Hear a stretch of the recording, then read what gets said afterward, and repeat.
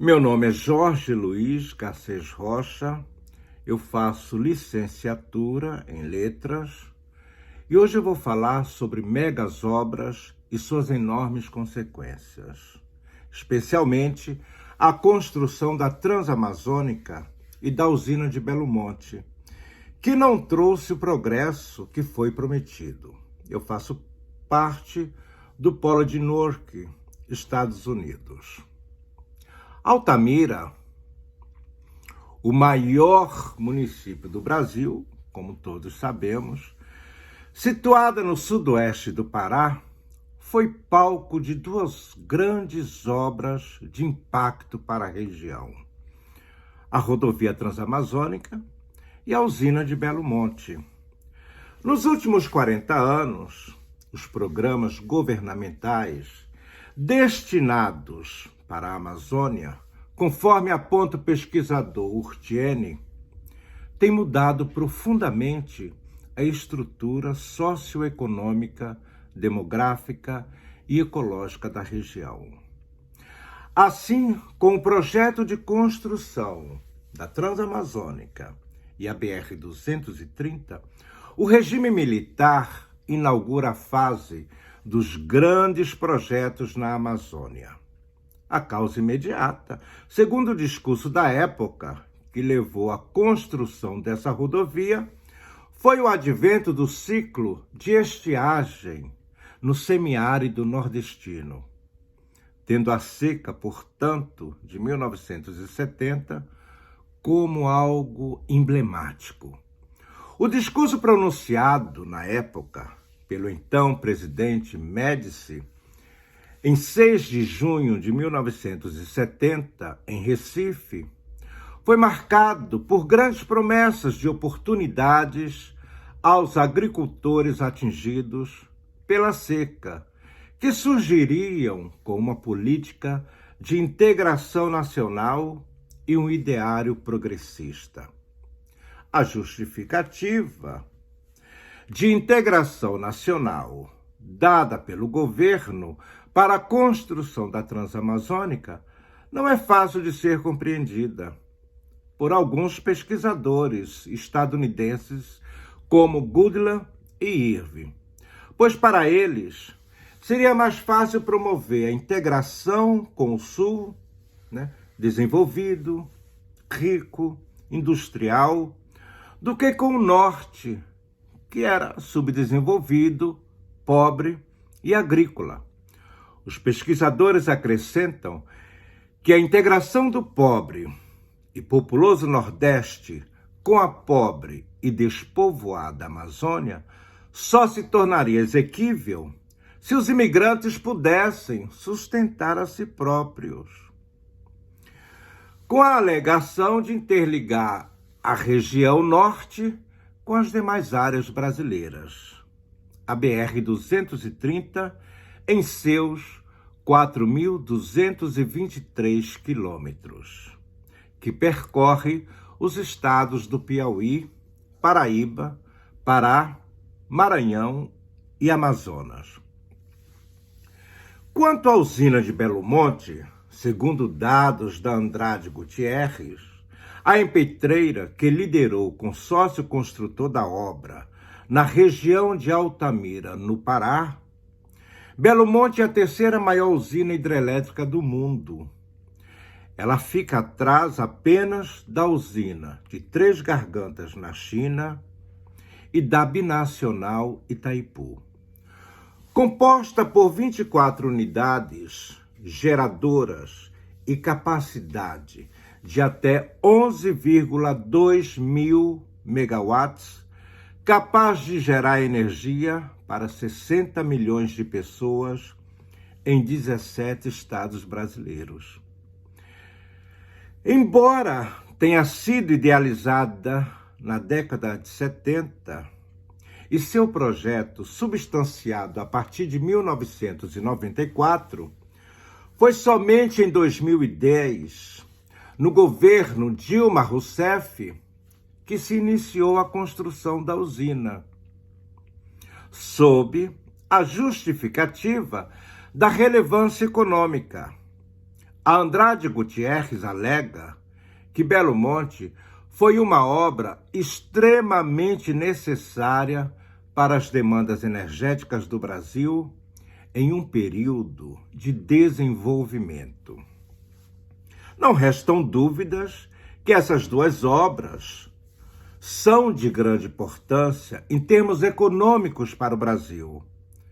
Mas também é preciso reconhecer que elas causaram grande impacto na região de Altamira, em parte positivo, ora, em grande medida negativa, já que a região passa, desde a década de 70, por múltiplas transformações socioeconômicas impulsionadas por esses dois grandes empreendimentos.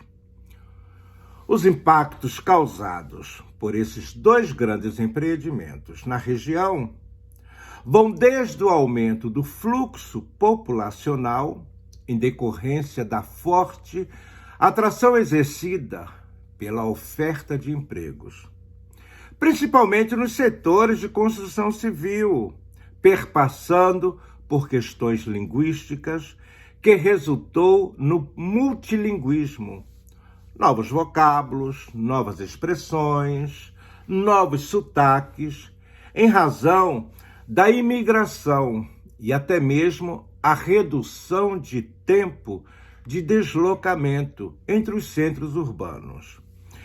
Devido à sua reestruturação de rodovias, por outro lado, a região sofre uma acelerada mudança climática, graças ao desmatamento e alteração do fluxo do rio Xingu. Perto de 50 mil pessoas foram desalojadas no decorrer da construção da Belo Monte. Mas, por outro lado, a população de Altamira aumentou de 100 mil para 160 mil habitantes em apenas 2 anos. Muitos hotéis, restaurantes e moradias se espalharam pela cidade, assim como bordéis, muitos deles. O fim da construção da usina, em 2015, foi marcado pelo êxodo. 50 mil trabalhadores foram embora. Os empregos desapareceram e a violência aumentou na cidade, juntamente com uma grande crise na saúde. Hoje, 1/3 da cidade de Altamira foi permanentemente alagado, infelizmente, pela usina de Belo Monte, destruindo muitas comunidades indígenas e ribeirinhas tradicionais. Tanto a construção da Transamazônica quanto mais a de Belo Monte, devido ao pagamento de indenização às comunidades indígenas, foi crucial para uma súbita explosão de dinheiro vivo, o que estimulou um aumento do alcoolismo, da violência, da prostituição e das disputas intertribais. Em Ilhéus, ambientalistas combatem o Porto Sul, o Belo Monte da Bahia. A construção do Porto Sul, um grande terminal portuário, em Ilhéus, no sul da Bahia, está causando alvoroço e embates entre os ambientalistas e autoridades públicas, devido à resistência contra este projeto, pelo fato de que essa obra, alegam os ambientalistas, acarretará um grande impacto negativo e direto em um corredor ecológico de remanescentes da Mata Atlântica, numa área de vocação turística e agrícola. De acordo com uma reportagem veiculada pelo jornal baiano, o Eco, o corredor ecológico em questão foi criado em 1997 e possui uma área imensa de 9.275 hectares. Ele liga o Parque Estadual da Serra do Conduru e o Parque Municipal Boa Esperança, áreas com grande biodiversidade, ricas principalmente em espécies endêmicas e que apresentam alto grau de ameaças. Essas áreas necessitam de atenção urgente, sendo consideradas prioritárias nos programas de conservação. Apelidado por diversos críticos de Belo Monte, da Bahia, devido à devastação que causará ao meio ambiente, o Porto Sul será construído no litoral norte de Ilhéus, na costa do Cacau, e está orçado em 5,6 bilhões e deverá empregar 2.560 trabalhadores. Terá um terminal de uso público e outro privado. Serão 2 terminais. O primeiro tem previsão de operar com uma capacidade de exportação de 75 milhões de toneladas por ano e de importação de 5 milhões de cargas, como, por exemplo, minério de ferro, soja, etanol e fertilizantes. O terminal de uso privado será destinado à exportação exclusivamente do minério de ferro extraído pela Bahia Mineração, a BAMI. A pressão em prol do abortamento desse projeto é grande, é enorme, o que já acarretou 4 pedidos de liminar para impedir o início das obras, além de uma nova ação ajuizada pelo Ministério Público Federal, uma vez que os impactos negativos vão desde a destruição da flora e da fauna marítima até na interferência no comportamento de golfinhos e baleias.